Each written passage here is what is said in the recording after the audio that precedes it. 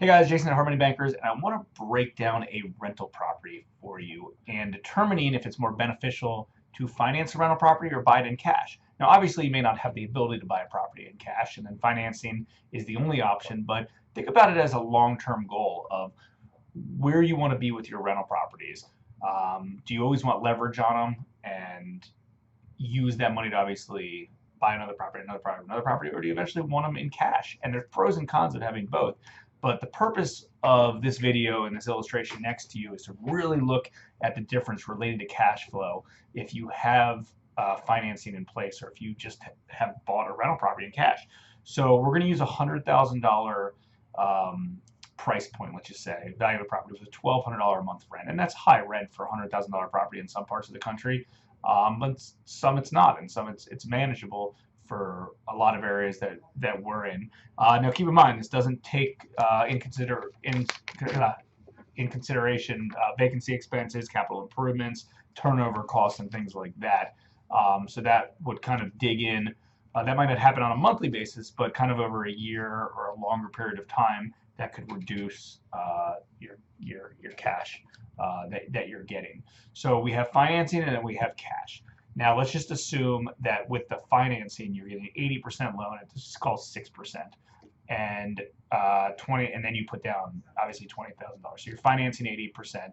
And on the cash side, you buy it in cash for $80,000.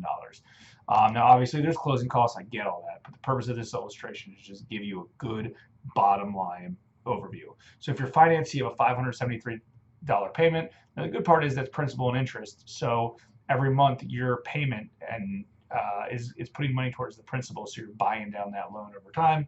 You have $100 in taxes, $50 in insurance, $50 in maintenance. And on the cash side, you have $100 in taxes, $50 in insurance, $50 in maintenance. So the taxes, insurance, the maintenance, that $200 combined equals the same if you're buying it in cash or financing. So if you're financing it, you're making $527 a month in rent, in cash flow, sorry, every month. Not bad, right? So I don't know exactly what your internal rate of return is on that, but let's just probably like around 25%, because you only put in 20 grand and you're getting $427 a month, which comes out to about $5,000 a year. It's a lot, so it's close to about 25% cash return, or IRR.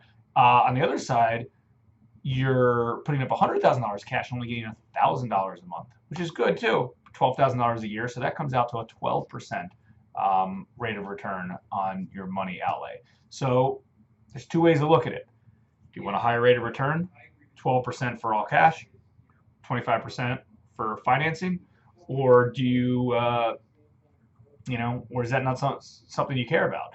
Now, different people want different things. Personally, I like having as many of my rentals as possible free and clear. Yes, my cash flow or my rate of return is a lot lower, but the cash flow I like, and I don't really have any, too much other stuff associated with it. It's got high cash flow because I've got a lot of cash in it. But the other problem is I do have a lot of equity, and you tie up that equity unless you do stuff with it like HELOCs and things like that. But again, different strokes for different folks. The purpose of this is just a straight illustration of what works best.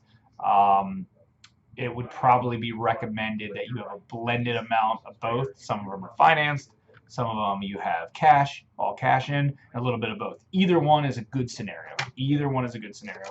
And yes, these numbers do decrease slightly either way with capital improvements, with turnovers, with vacancies.